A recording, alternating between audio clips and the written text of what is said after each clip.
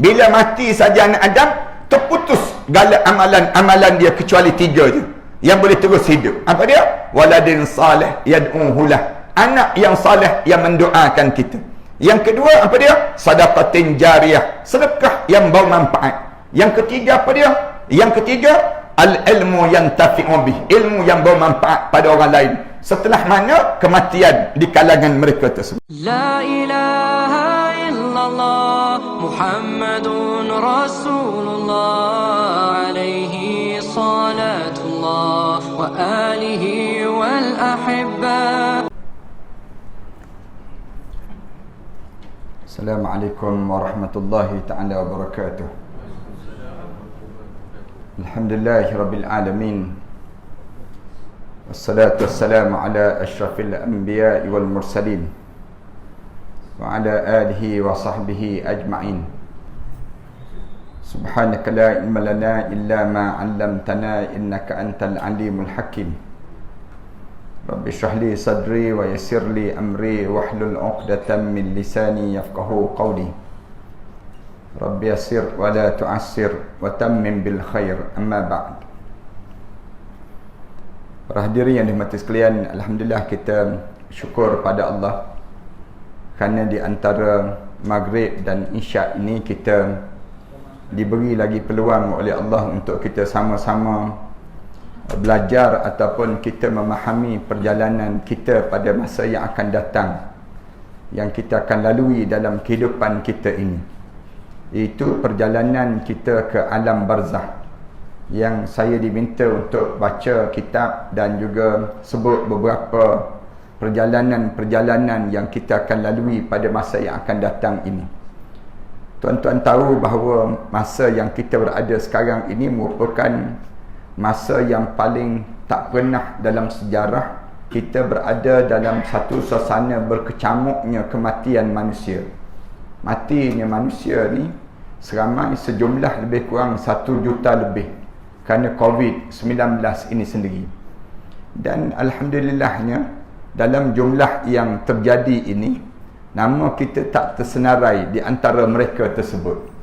Padahal patut-patutnya dengan ujian-ujian yang berlaku dalam hidup kita ini, kematian tu boleh jadi kita akan masuk juga dalam hidup kita saat yang kita akan dipanggil menghadap depan Allah. Cuma kita diajar supaya belajarlah keadaan suasana yang berlaku sekarang ini.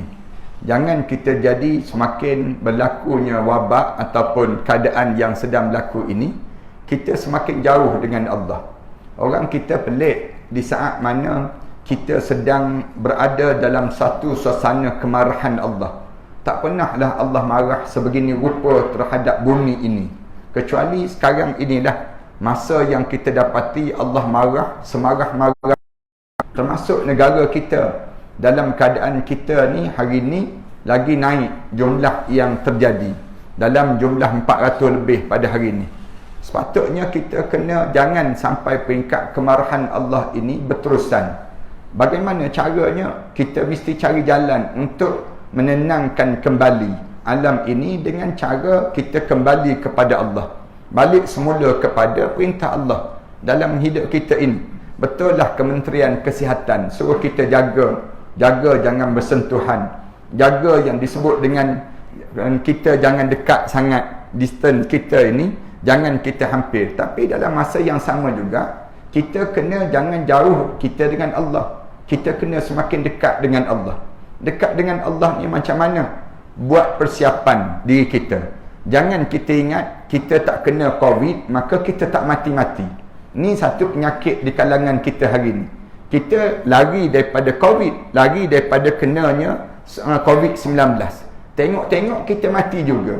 Kita akan menghadap depan Allah juga. Jadi kita tak buat persiapan untuk perkara demikian. Antara persiapan kitanya ialah menambahkan ilmu. Menambahkan ilmu dalam hidup kita ni untuk kita nak lalui pada masa yang akan datang nanti. Ilmu apa yang kita kena ada sangat? Salah satunya ilmu persiapan kita untuk menghadap di hadapan Allah. Malam ni saya nak baca satu tajuk khusus, di mana tajuk dalam suasana kita ini kita diminta supaya melarang mengharapkan kematian ketika mana ditimpa musibah. Dalam hidup kita ni tak ada orang yang tak kena musibah. Semua di kalangan kita ni akan diuji oleh Allah. Tuan-tuan pun tahulah, bila kita sebut kita orang yang beriman pada Allah, maka akan kena ujian. Tak ada orang yang beriman pada Allah yang tak kena ujian.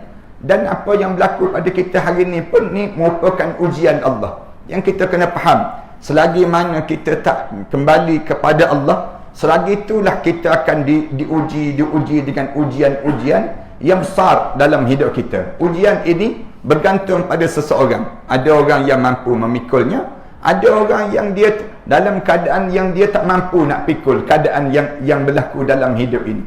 Tapi bila dia rasa tak mampu nak pikul, maka di waktu tersebut dia mengharapkan kematian. Yang ni yang berlaku di kalangan kita. Bila kita diuji dengan ujian-ujian, lalu ada setengah orang sebut matilah senang, dia sebut demikian. Dia tahu ke lepas pada mati itu jauh lebih senang daripada dia hidup. Padahal peluang hidup ini merupakan satu peluang yang kita kena faham. Dalam hidup kita jangan lepas pada diri kita peluang waktu mana kita hidup ini.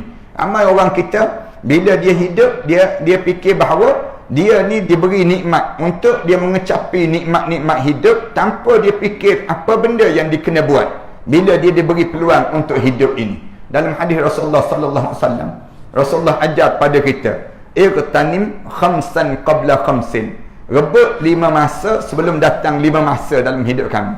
Yang ini hadis yang terkenal yang diajar oleh Rasulullah sallallahu alaihi wasallam kepada setiap umat Islam ini. Rebut 5 masa sebelum datang 5 masa. 5 masa ni Allah bagi pada diri kita. Tapi 5 masa yang Allah bagi, suatu hari Allah rentak, tarik balik 5 masa yang Allah bagi. Apa dia? Syababaka qabla haramik. Waktu mana kamu muda sebelum kamu jatuh tua, wahai manusia. Bila kamu muda, kamu tolong rebut peluang kamu.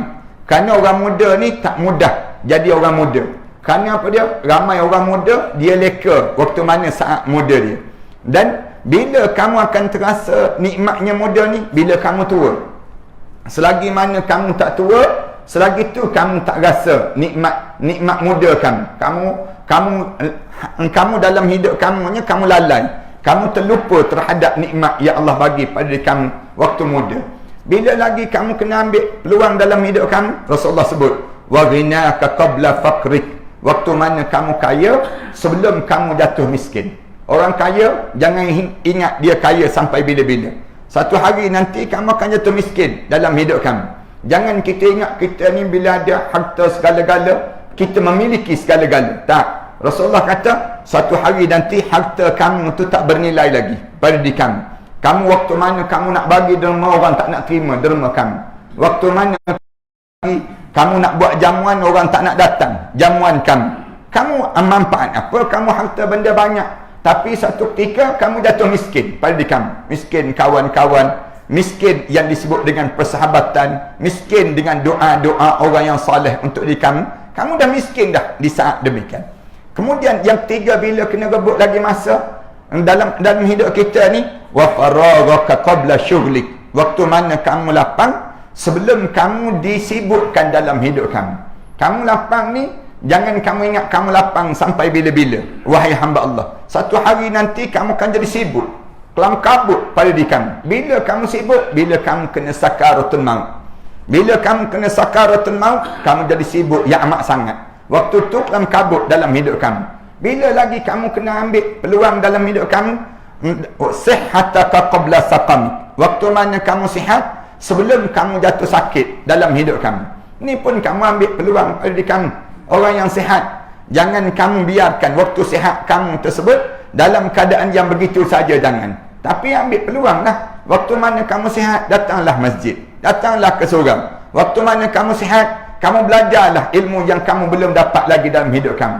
Dan akhir sekali kamu ambil peluang pada dia, wa hayataka qabla mautik. Waktu mana kamu hidup sebelum kamu jatuh mati pada diri kamu. Hidup kamu ni, jangan kamu ingat kamu hidup sampai bila-bila. Kamu raja ke, kamu ustaz ke, kamu yang berhormat ke, kamu datuk ke, kamu apa pun pada diri kamu, kamu jangan ingat kamu akan hidup sampai bila-bila. Satu hari nanti kamu akan jatuh mati juga pada diri kamu. Siapa yang matikan kamu? Ni malaikat akan datang. cabut nyawa kamu yang dihantar oleh Allah Subhanahu wa taala. Ambil peluang ni, ambil peluang untuk apa, kita tanya. Nak ambil peluang untuk apa ustaz? Kita pun jawab, ambillah peluang untuk kita buat yang disebut dengan guna manfaat seluruh tenaga kita, masa kita, segala harta benda kita untuk Islam. Itu dia panggil demikian. Kalau orang tanya, ambil peluang untuk kat mana? Nak buat apa dia? Bila kita ada peluang yang Allah bagi untuk Islam. Jangan untuk diri kamu. Ada orang ambil peluang untuk diri dia, untuk mengenyangkan perut dia, untuk menyenangkan keluarga dia. Islam dia bukan ajar demikian. Bila kamu ada peluang, kamu ambil peluang itu untuk Islam. Gunakan untuk Islam. Segala benda yang ada pada diri kamu, jangan kamu guna untuk kepentingan diri kamu, tapi kamu manfaatkan untuk Islam. Ini dipanggil demikian. Kerana suatu hari dalam hidup kamu akan diuji oleh Allah. Ujian-ujian ni banyak. Dalam Al-Quran Karim, Allah Subhanahu Wa Taala sebut Alif Lam Mim. Allah sajalah yang mengetahui maknanya. Ahasiban nasu an yutraku ay yaqulu amanna wa hum la yuftanun. Alif Lam Mim, Allah sajalah yang mengetahui maknanya. Adakah manusia menyangka bahawa kami akan biarkan mulut-mulut kamu sebut kami telah beriman pada Allah, sedangkan kamu belum lagi diuji oleh Allah. Walaqad fatanna alladhina min qablihim. Sesungguhnya kami telah uji umat-umat sebelum daripada kamu. Dengan ujian ini kami tahu siapa yang benar-benar beriman pada Allah. Wala ya'lamannal kadzibin. Allah tahu siapa yang dusta kepada Allah. Lalu alim ulama bincang, dalam hidup kita ni, kita boleh terlepas ke dalam hidup kita daripada kena ujian? Tak ada seorang pun di kalangan kita ni akan terlepas bila kena ujian. Kenapa dia Allah jadikan ujian ini? Kita akan tanya, kenapa Allah jadikan kita diuji? Yang pertama, alim ulama sebut dengan tujuan Allah nak suruh dekatkan lagi kita dengan dia. Ni cara. Kenapa Allah uji pada kita ni? Nak suruh kita dekat dengan dia lah. Selagi mana kita ni tak diuji, kita tak sedar. Kadang-kadang orang kita ni bila dia hidup senang sangat, dia jadi terlupa pada Allah. Yang Allah kena COVID ni kenapa? Ada orang yang celik mata, ada orang tak celik mata lagi. Ada lagi orang kita ni masih lagi sibuk dengan pergi kelab malam dalam keadaan suasana kena COVID, elok-elok dah kena yang disebut dengan penyakit. Ramai di kalangan kita masih lagi yang tak sembahyang, masih lagi yang tak tutup aurat. Padahal Allah kenakan COVID ni dengan tujuan kamu celiklah mata. Kenapa kena COVID ni? Mesti kerana dosa. Allah ajar dah dalam hidup kita ni, semua yang terjadi dalam hidup kamu itu kerana dosa. Fakullan akhazna bidzambih. Semua yang terjadi dalam hidup kamu tu aku jadikan kerana dosa yang kamu buat. Dosa. Faminhum man arsalna alaihi hasibah. Ada di kalangan kamu sebelum daripada ni kami turunkan hujan batu. Bila turun hujan batu, mati bergelimpangan di kalangan kamu. Wa minhum man khasaf wa minhum man akhadat usayhah. Allah sebut ada di kalangan kamu yang kami jadikan petir. Bila kena petir tu pecah bergendang telinga, mati bergelimpangan di kalangan kamu.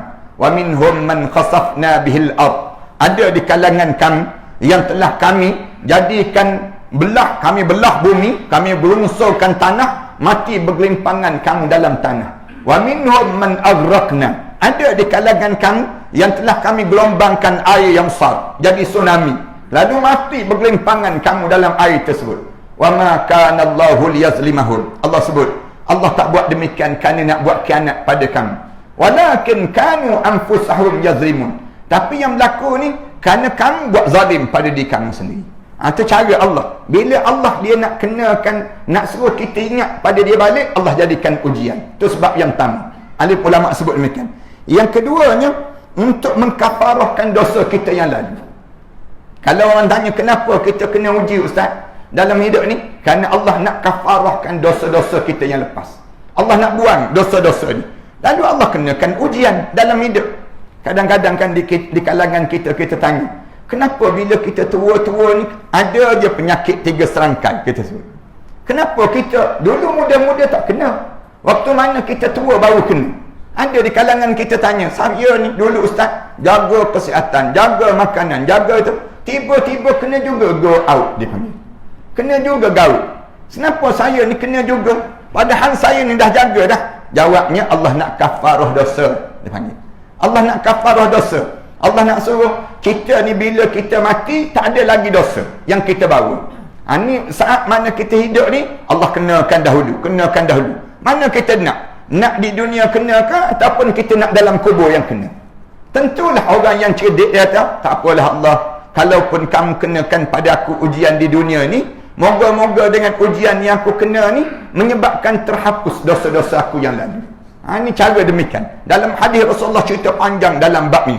Ada di depan nanti kita akan jumpa. Dalam hadis Rasulullah sebut, kalaupun ada satu dosa orang mukmin, kalau Allah sayang nak masukkan dia dalam syurga, Allah pastikan pada dia dikena kafarahkan di atas dunia sehingga dia mati dalam keadaan tidak ada menanggung dosa lagi. Ini satu cara Allah nak tunjuk sayang pada hamba dia. Dua, yang ketiga, kenapa Allah jadikan kita ni kena dosa, kena ujian? Kerana kita ni orang mukmin. Kalau kita orang munafik, Allah tak kenakan ujian. Allah jadikan bila kamu jadi orang mukmin, kamu kena ujian. Itu sebab bila kamu kena jadi orang mukmin, kamu akan berhadapan dengan ujian. Ujian tuduhan, ujian fitnah, ujian itu, ujian ini akan berlaku dalam hidup kamu. Kemudian kenapa kita kena lagi? Lalu dijawab lagi, untuk memudahkan saat kematian. Ini cara Allah kenakan ujian. Kalau kita tanya, kenapa kita kena ujian dalam hidup kita ni? Nak suruh Allah ajar pada kita, nak ingatkan kita, bila dekat nak mati nanti, senang kamu mengucap. Ada orang yang bila dekat nak meninggal dunia tak boleh nak mengucap.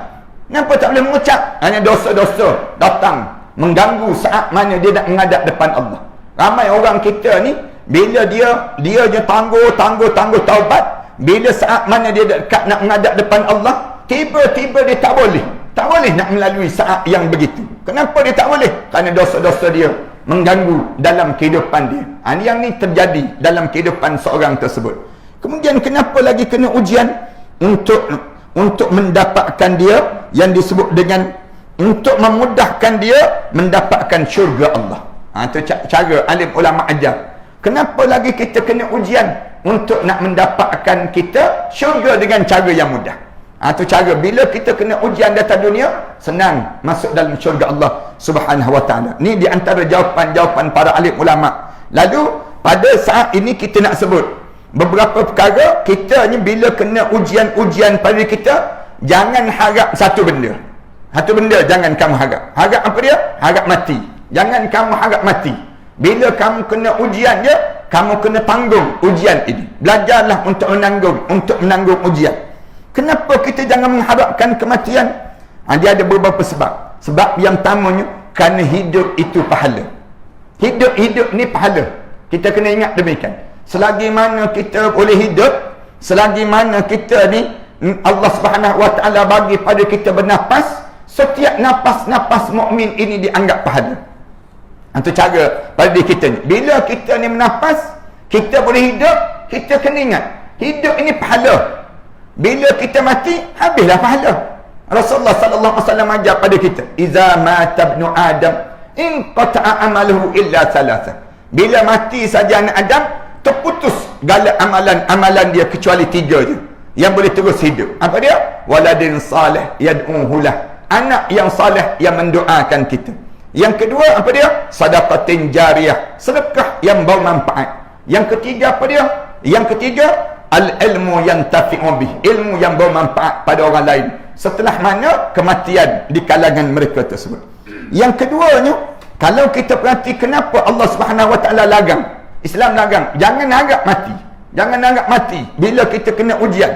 Yang keduanya, untuk memberi peluang kita bertaubat kepada Allah Subhanahu wa ta'ala. Ini ingat ni pada dalam hidup kita. Lagi panjang umur kita, lagi senang untuk kita bertaubat pada Allah. Tapi kalau kita ni umur kita ni singkat, maka di waktu mana peluang untuk kita nak bertaubat, susahlah pada diri kita ni. Lalu Islam nak suruh, bila kamu dalam keadaan yang kamu diberi oleh Allah Subhanahu wa ta'ala yang namakan dengan panjang umur ini, maka di saat tersebut kamu boleh bertaubat dan kamu boleh minta ampun kepada Allah Subhanahu wa ta'ala. Dua, yang ketiga, sebab apa lagi yang dikatakan larangan kita mengharapkan kematian ini? Kerana kita tak tahu apa yang Allah sediakan untuk kita pada masa yang akan datang nanti. Yang ketiga, sebab yang ketiga, kerana kita tak tahu Allah Subhanahu Wa Taala nak sediakan benda apa lagi kalau kita hidup? Benda apa lagi yang akan datang dalam hidup kita? Lalu Rasulullah kata, jangan harap kematian. Dan insya-Allah kita akan sebut dalil-dalil daripada perkara demikian. Kemudian yang keempat, diberi peluang. Jika baik, pahala kita akan dapat. Jika jahat, taubat kita akan diberi untuk kita minta kepada Allah Subhanahu Wa Taala. Itu sebab yang keempat. Hari ini saya nak baca beberapa dalil-dalil supaya kita faham bagaimana Islam larang jangan hidup ni. Kita hidup dalam keadaan nampak je masalah, minta mati terus. Bila ada masalah dia, minta mati terus. Jangan dalam hidup orang mukmin. Dalam hidup orang mukmin ni ada beberapa sebab yang kita sebut tadi. 4 sebab ni perkara yang asas dalam Islam supaya kita lakukan pada diri kita. Dalam hadis yang diriwayatkan oleh Imam Muslim, hadis daripada Anas, bahawa Rasulullah sallallahu alaihi wasallam bersabda, salah seorang di antara kalian tidak layak mengharapkan kematian kerana musibah yang menimpa dia. Siapa-siapa yang kena musibah, jangan dia harap kematian. Rasulullah sebut. Kerana apa dia? Seandainya terpaksa mengharapkan juga kematian, hendaklah dia membaca doa ini. Rasulullah mula ajar. Kalaulah kena musibah, kita pun kata, ya Allah, tak boleh dah nak tanggung yang ni, ya Allah. Masalah ni berat sangat dah. Rasulullah ajar satu doa untuk kita sama-sama baca. Baca doa yang kalau sekiranya kita ni kena ujian yang berat dalam hidup, Rasulullah kata baca doa ni. Doa apa dia? Allahumma ahyini in kanatil hayatu khairan li wa tawaffani idza kana al mauta khairan li. Ini doa yang Rasulullah sallallahu alaihi wasallam ajar. Baca ramai-ramai ya. Saya baca, tuan-tuan ikut. Allahumma ahyini in kana al hayat khairan li wa tawaffani idza kana maut khairan li. Ini doa ni doa mudah ya. Ya Allah, hidupkanlah saya ya Allah kalau sekiranya kehidupan itu membawa kebaikan dalam hidup saya ya Allah. Wa tawaffani, matikanlah saya ya Allah sekiranya kematian itu membawa kebaikan pada saya ya Allah. Doa yang diajar demikian. Kadang-kadang kan kita ni bila dah terlampau uzur sangat, terlampau tua sangat, satu hari kita dengar anak-anak kita berkelahi,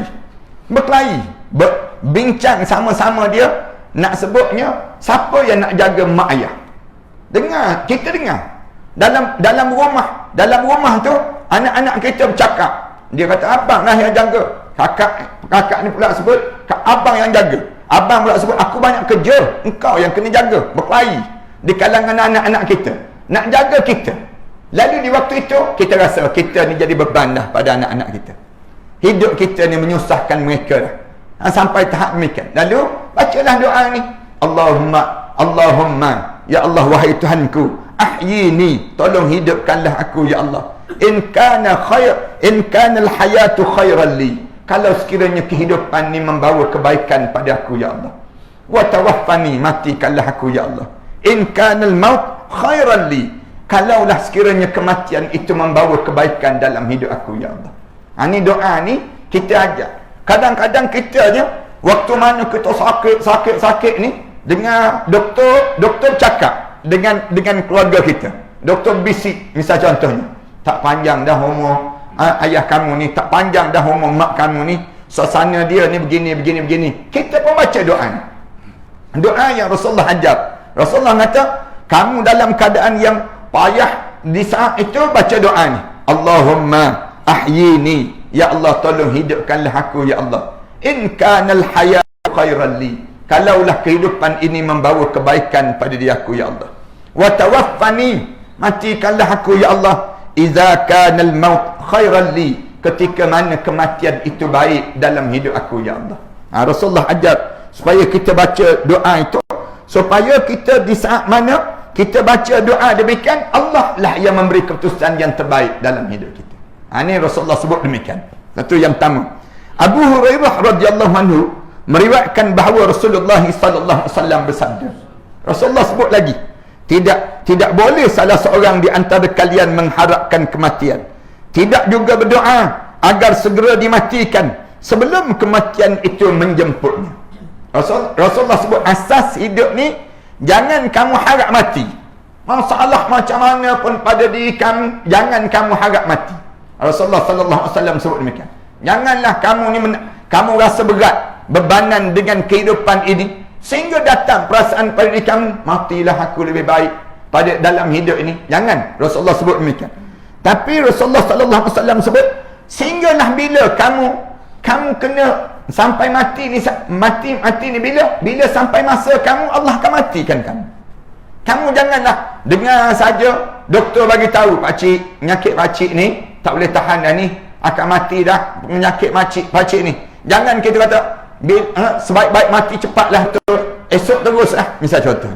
Jangan sebut demikian. Rasulullah sebut, bila kamu ni kena musibah, kena ujian dan sebagainya, kamu jangan harap mati. Rasulullah sallallahu alaihi wasallam sebut, ajar pada kita, ketahuilah sesungguhnya apabila salah seorang di antara kalian meninggal, terputuslah amalnya, terputuslah amalan kamu. Kamu kena ingat, bila kamu mati ni, kamu jangan ingat bila kamu mati itu kamu akan ada lagi amalan. Terputus amalan kamu. Rasulullah kata, tu yang paling bahaya.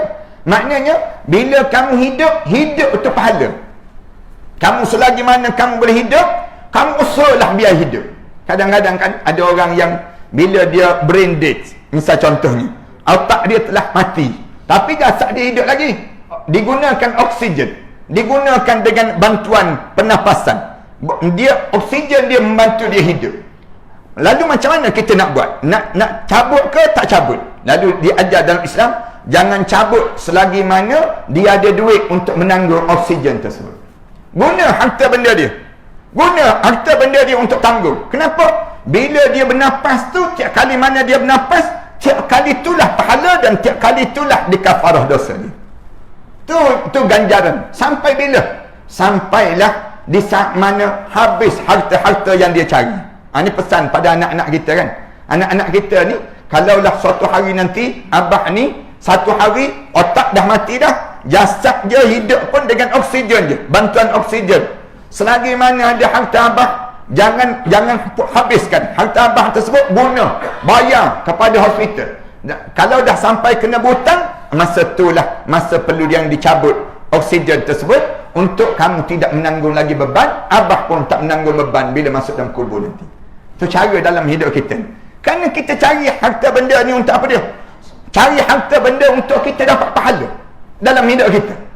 Bila tuan-tuan simpan harta ni, bagi tahu pada anak-anak kita, abah simpan harta ni, bila abah sampai satu saat di mana otak abah dah mati dah, tapi jasad ni boleh hidup dengan oksigen, gunakanlah duit tersebut. Dengan tujuan apa guna duit ni? Tujuannya nak suruh kerana hidup itu pahala. Rasulullah sebut demikian. Selagi mana kita boleh hidup. Kerana hidup, tiap-tiap hari yang kita hidup ni, Allah kafarah dosa. Allah buang dosa-dosa kita yang lalu. Sampai satu ketika, kita ni terpaksa menanggung dah. Kita ni terpaksa menanggung bebanan pula. Duit dah habis dah. Harta benda kita dah habis dah di waktu itu. Lalu kena orang lain tanggung beban. Lalu kita kata, cabutlah nafas di waktu tersebut. Cabutlah wire tu, biar di saat itu masa yang sesuai untuk kita nak menghadap di hadapan Allah Subhanahu wa taala. Rasulullah ajar demikian. Kerana hidup ni, sesungguhnya bila seorang itu di antara kalian meninggal, terputuslah amalannya. Sesungguhnya seorang mukmin tidak bertambah umurnya kecuali hal itu akan menjadi semakin baik dalam hidupnya. Orang mukmin ni, lagi mana kita menafas, lagi mana Allah tambah umur kita, tambah umur, inilah sebaik-baik mukmin. Rasulullah sallallahu alaihi wasallam sebut, khairun nas man tala umruhu wa hasuna amaluhu. Sebaik-baik manusia orang yang Allah panjangkan umur dia. Lagi panjang umur dia, lagi cantik amalan dia. Lagi panjang umur dia, lagi cantik amalan dia. Siapa dia? Orang demikian, orang mukmin. Orang mukmin itu begitu. Lagi Allah panjangkan umur dia, lagi dia dekatkan diri dia dengan Allah. Lagi dipanjang umur dia, lagi kita dekat merapatkan diri pada Allah. Kita ni, orang kita ni pelik, lagi Allah marah, lagi-lagi daripada Allah. Lagi Allah marah kan dengan COVID ni, tak adalah kemarahan Allah. Ni kemuncak kemarahan Allah ni. Orang kita boleh lagi tak baca Quran, lagi tak datang semayang berjemaah, lagi kita buat alasan. Orang tanya, kenapa tak datang semayang berjemaah? Covid, dijawab demikian. Covid pula, padahal dengan Covid itulah kamu kena usaha untuk dekatkan diri kamu pada Allah. Bangun tahajud malam, baca Quran, lagi bersedekah. Ni cara untuk nak memadamkan kemarahan Allah dalam kehidupan kita. Sayang orang kita ni, dia nampak bahawa Covid ni di sudut penyakit dia. Dia tak nampak bahaya Covid sampai peringkat mati seseorang. Habis kemuncak kita ni mati. Tapi yang pelik, orang kita tak takut dengan syaitan. Syaitan tak nampak, Covid pun tak nampak. Dua-dua ni tak nampak. Syaitan ni pun tak nampak, Covid ni pun tak nampak. Allah dah sebut dah. Lama dah Allah sebut. Syaitan ni musuh yang nyata dalam hidup kamu. Manusia tak faham. Allah jadikan Covid. Covid pun tak nampak mata juga. Tak nampak pandangan mata. Kenapa orang kita takut dengan Covid? Dia tak takut dengan syaitan. Syaitan, Covid ni habis-habis tinggi, mati kita. Mati kita. Jahat syaitan, habis tinggi dia, masuk kita dalam neraka. Na'udzubillah min dzalik. Mana bahaya di antara syaitan, jahatnya syaitan dengan jahatnya Covid? Dua-dua ni bahaya. Dua-dua ni bahaya. Dua-dua ni jahat. Tapi mudarat yang lebih besar ialah jahatnya syaitan. Itu kita kena faham di kalangan kita. Orang kita kena Covid macam-macam kali. Sampai tak baca Quran. Sampai tak bangun tahajud malam. Sampai badan yang kuruh jadi berat. Kenapa jadi demikian? Makan banyak. Berulang ke dapur je tiap-tiap masa. Yang menyebabkan di kalangan kita ni, kita nampak bila kena Covid, kita kena jadi macam tu. Tak betul langsung dalam hidup kita. Maksudnya, bila kena Covid ni, cari jalan. Macam mana aku nak dekatkan diri dengan Allah? Macam mana aku nak suruh Allah jangan marah pada aku, pada keluarga aku, kepada negara aku, supaya Allah Subhanahu Wa Taala selamatkan kita daripada yang namakan dengan penyakit yang sedang diderita ini. Saya sebenarnya pada asasnya saya tak nampak hanya berakhir Covid ini dengan vaksin. Tidak. Dia tidak akan berakhir dengan adanya vaksin. Tetapi berakhirnya Covid ini bila? Bila kemarahan Allah itu reda. Selagi mana kemarahan Allah itu tak reda, selagi itulah Covid ini akan berkembang. Tak pernah dalam sejarah dunia orang mati sampai lebih kurang 1 juta lebih kerana satu penyakit saja. Virus yang kecil yang tak nampak pada pandangan mata. Sejarah dunia ni yang paling teruk dalam sejarah kita, yang mati di zaman Sayyidina Umar Al-Khattab, di zaman Ta'un Amwas. Tu je yang kena. Tu pun mati 20,000 lebih je. Orang berlari ketakutan kematian. Hari ni kita kena dalam sejarah dunia. Kalaulah umur dunia ni panjang lagi, lepas pada kita mati ni akan dikenang oleh anak cucu kita. Sejarah saat yang kita berada sekarang. Tak pernah kita tak terfikir sembahyang kena berjarak macam ni. Tak terfikir kita tak boleh bersalam di antara satu sama lain. Tak terbayang dalam pemikiran kita sampai hidup ni kena basuh tangan sepanjang masa. Kenapa? Allah nak ajar. Aku dah bagi tahu dah pada engkau. Ada makhluk jahat yang tak nampak. Kamu tak belajar. Sekarang aku hantar makhluk yang paling halus dalam diri kamu, supaya kamu belajar. Kalau syaitan tu pun jahat, Covid ni pun jahat, syaitan tu lebih jahat daripada Covid ni. Itu dua-dua kita kena menjarakkan diri. Jangan kita ni hidup dalam keadaan yang kitanya jaga Covid, tapi syaitan kita biarkan masuk menguasai dalam kehidupan kita. Sebab tu walaupun berlaku PKP, walaupun berlaku macam-macam gaya diajar oleh Kementerian Kesihatan, maksiat tu dibuat juga oleh orang. Kenapa maksiat dibuat juga oleh orang ni? Kerana orang kita tak nampak bahawa bahayanya Covid yang berlaku ni punca disebabkan apa dia? Kemarahan Allah yang belum reda di kalangan umat manusia ni sendiri.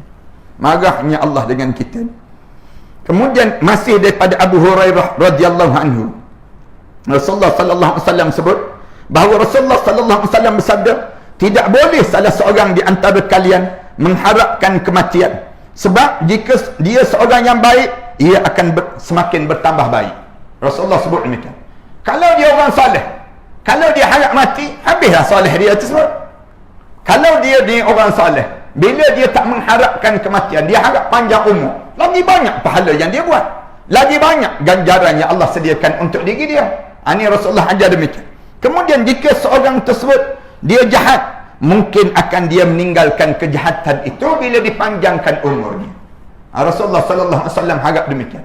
Bila kita ni baik, katakanlah Allah panjang umur, lagi baik, lagi banyak amalan soleh kita. Satu, kita ni jangan semakin jauh dengan Allah, biar semakin berumur semakin dekat dengan Allah, sehingga kan orang nampak kita ni ahli syurga Allah. Biar kita ni orang tengok pada pakaian kita, pada cakapan kita, tanda-tanda ahli syurga Allah yang ada pada kita. Jangan kita ni semakin panjang umur, semakin buruk amalan. Ataupun statik, sama je pada diri kita. Tak berubah-ubah dalam hidup.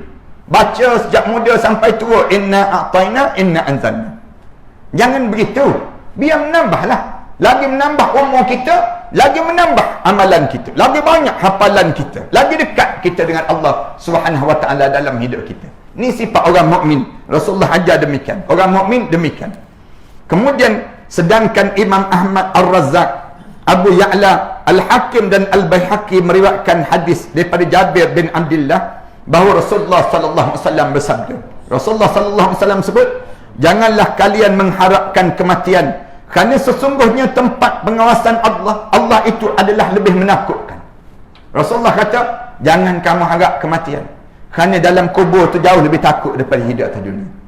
Dalam kubur tu, kamu jangan ingat, masuk dalam kubur tu, dia akan jadi menenangkan kamu, melapangkan kamu. Tak, tempat pengawasan Allah dalam kubur, pada mahsyar, sampai kamu nak melalui titian sirat, jauh lebih menakutkan daripada kamu hidup atas dunia.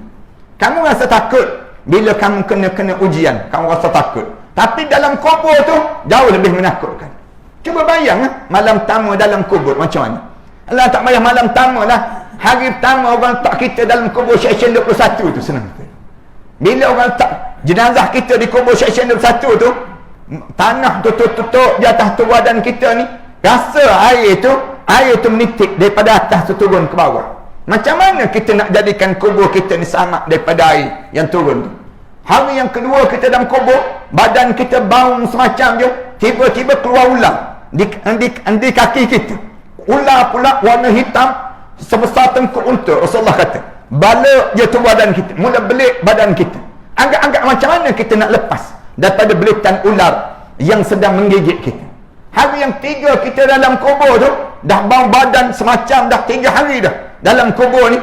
Macam mana kita nak buat? Tiba-tiba keluar ulat sebesar telapak tangan, bunyi ulat tu sedang memamah daging-daging kita, makan tulang-tulang kita, bunyi rak, sedang mamah daging tulang kita. Agak-agak macam mana kita nak lepas saat itu? Rasulullah kata, dalam masa pengawasan dalam kubur tu jauh lebih menakutkan daripada kamu hidup di atas dunia.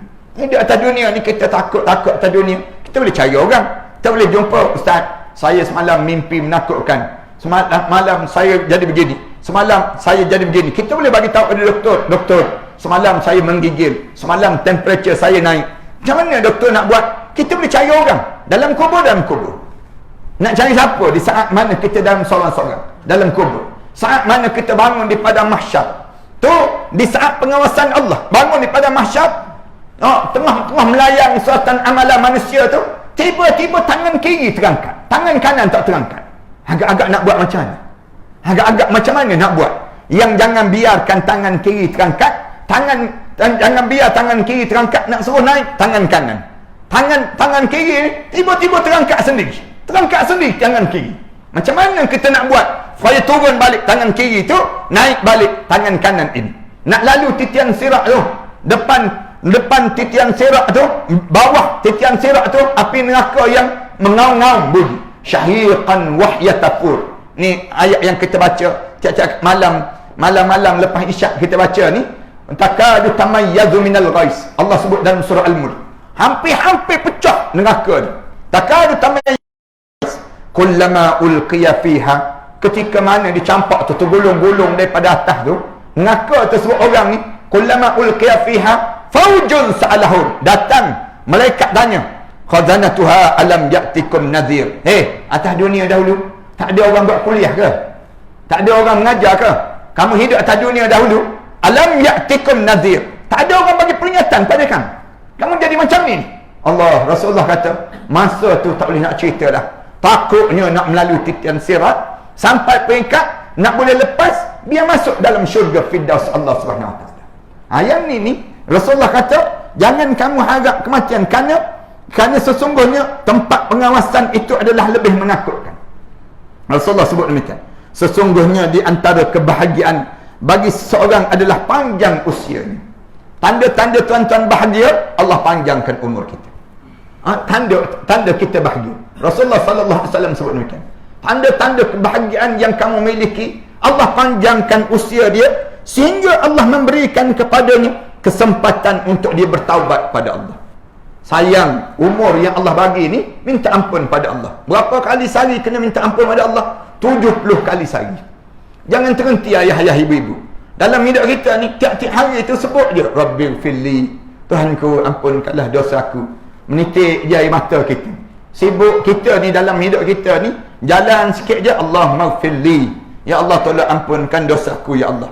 Bila Arab Badui datang tanya Rasulullah, Rasulullah nak sebut apa ya Rasulullah? Biar aku ni ada manfaat aku dengan Allah. Rasulullah sebut macam ni, Allahummaghfirli warhamni wahdini wa'afini. Rasulullah sallallahu alaihi wasallam sebut demikian.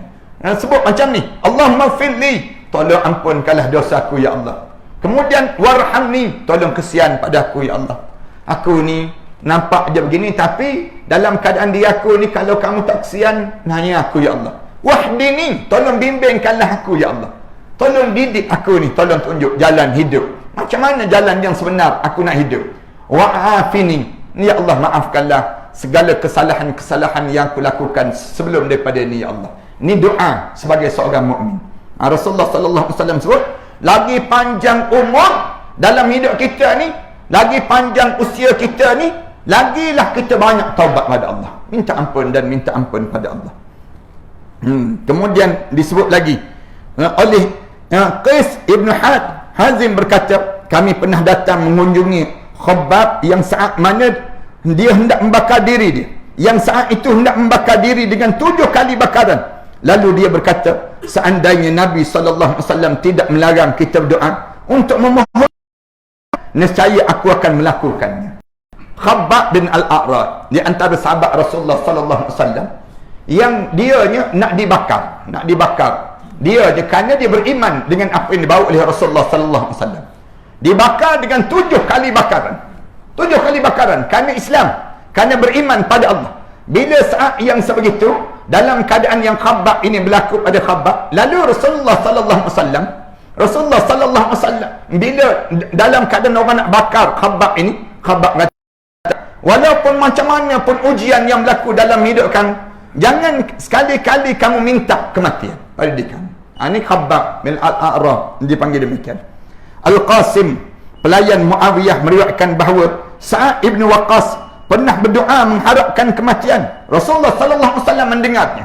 Sa'ad dia berdoa mengharapkan kematian. Rasulullah mendengarnya. Allah bersabda, janganlah kamu mengharapkan kematian. Jangan kamu minta kematian. Sebab Rasulullah kata, seandainya kamu termasuk penghuni syurga, terus hidup adalah lebih baik bagi kamu. Kalau kamu ni ahli syurga, kamu hidup atas dunia, dunia ni lebih baik. Orang lain boleh tumpang dengan kamu. Yang kamu pergi minta mati itu kenapa? Rasulullah tegur pada Sa'ad bin Abi Waqqas. Rasulullah tegur, jangan berdoa begitu. Rasulullah kata, kalau kamu ahli syurga, kamu sahabat Rasulullah sallallahu alaihi wasallam. Apatah lagilah kita ni dalam hidup kita. Kita tanya balik, habis itu kita ni boleh kenal ke orang ni ahli syurga, orang ni ahli neraka atas dunia ni, Ustaz? Ya, Rasulullah jawab, ya, boleh kenal. Sekarang ni pun kita boleh kenal. Oh, boleh kenal orang tu ahli syurga, orang ni ahli neraka. Boleh kenal dah di kalangan kita. Sahabat-sahabat tanya, "Falimadza ya'mil amilun?" Buat apa lagi kita beramal ya Rasulullah? Kalau kita dah tahu dah kenal dah orang tu ahli syurga, orang ni ahli neraka. Rasulullah kata, kamu tengok. Orang tu kalau dia ahli syurga, kulli ma yussira khuliqalah. Allah permudahkan jalan dia untuk masuk dalam syurga Allah. Kamu tengok perangai dia. Perangai dia, akhlak dia tu, semakin dia tua, semakin dekat dengan syurga. Semakin dia berusia, semakin menampakkan wajah ahli syurga pada diri dia. Tapi kalau dia ahli neraka, kamu boleh tengok, semakin tua dia, semakin nampak dia nak pergi ke neraka. Semakin nampak dia nak pergi ke neraka Allah Subhanahu Wa Taala. Cuma kita ni jangan pula lepas pada ni tengok kawan-kawan kita, aku tengok muka kau ni neraka je kita. Jangan pula kita sebut demikian. Cuma kita ni diajar supaya apa dia? Perhati diri kita. Perhati betul-betul diri kita ni. Aku ni nak masuk syurga, aku ni masuk neraka dalam kehidupan aku. Kita telah memilih jalan yang Allah Subhanahu Wa Taala sebut, wa hadainahun najdain. Kami telah tunjukkan kamu 2 jalan dalam hidup kamu.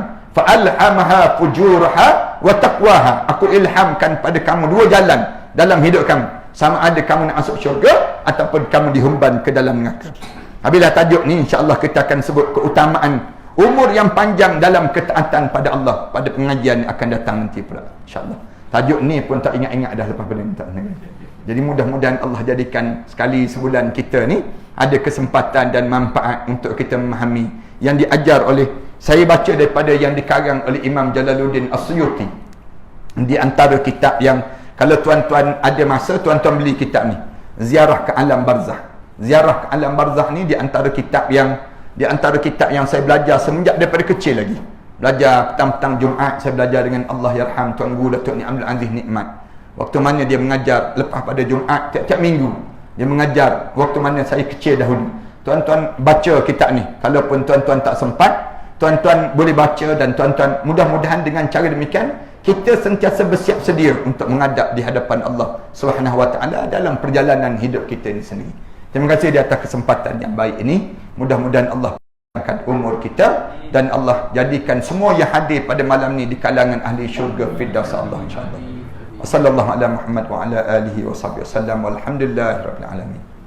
Jemaah sekalian, kat bawah tu ada kitab yang saya karang. Ni kitab-kitab ni beberapa buah kitab yang saya karang ni saya bangunkan ma'had tahfiz. Di section 8 saya buat sekolah tahfiz.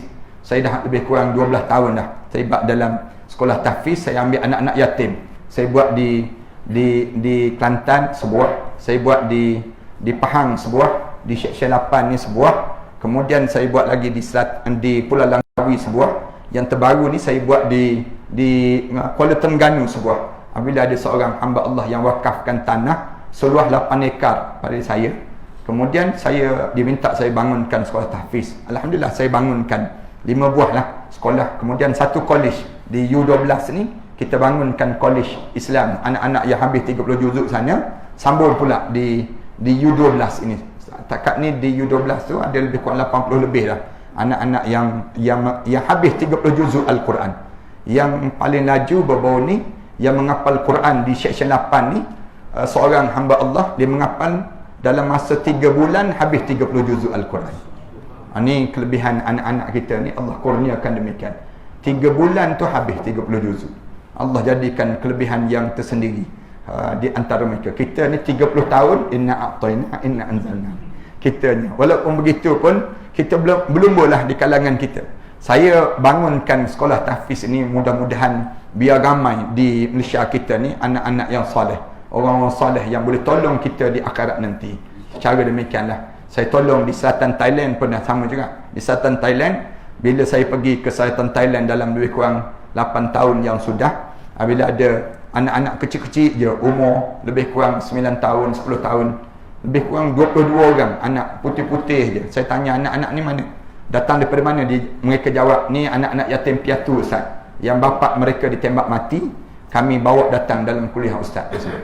Jadi saya kata, kita tanggunglah dia menghafal Quran. Kami tanggung, saya tanggung anak-anak tersebut belajar. Asalnya 22 orang, sekarang ni ada lebih kurang 600 lebih yang menghafal Quran.